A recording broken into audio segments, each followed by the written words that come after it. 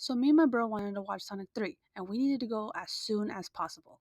I am not usually the one who drives to the theaters, but this time for Sonic 3, I was willing to drive us.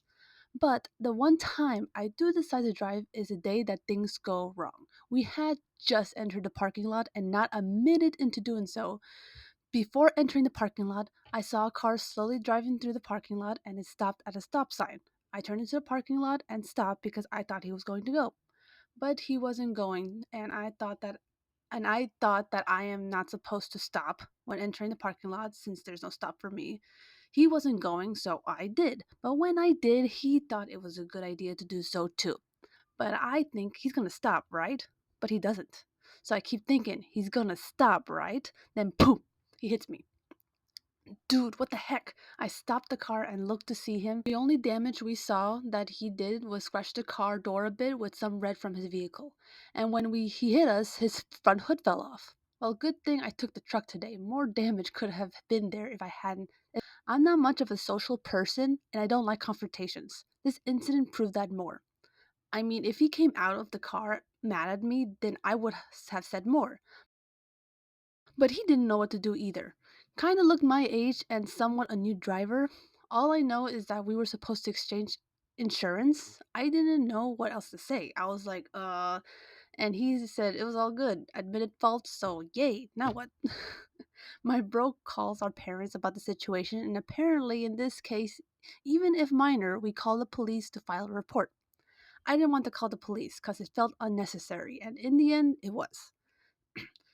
I went to the other dude who didn't park that far away to let him know fuck, to let him know that I called the police. Not that it mattered cuz apparently we can't make a report on an incident that takes place on private property or something like that.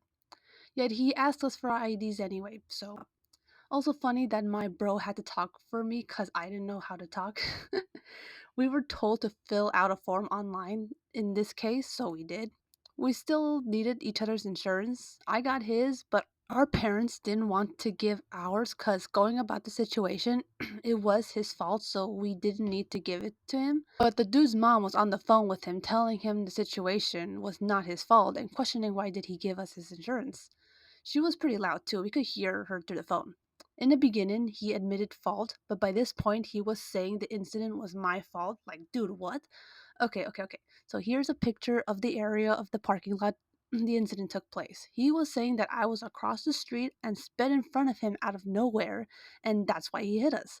First off, either he needs glasses or his mom somehow used magic to make his brain create a false memory, but that is not even close. We were on the road turning into the parking lot. He had to stop. I was checking for cars before entering and I wasn't even driving fast. So when he didn't go, I began slowly going forward. I don't drive fast to begin with. It is kind of funny looking back on it because this was the slowest car accident. He went a little faster than slow to hit me to begin with, but maybe if I had gone faster, I could have dodged him. But there he was saying that I just appeared in front of him so fast that he couldn't stop in time. Boy, we both had stopped. I wasn't supposed to. You had to stop. And had to wait for me to drive through before you did. What were you doing that you weren't paying attention? My bro is a witness. In the end, we just said we'd drop it since no one got hurt and just go about our day. We were there for a whole freaking hour. All we wanted was to watch Sonic 3. Thanks for watching. Click like if you liked the video and subscribe if you want to see more.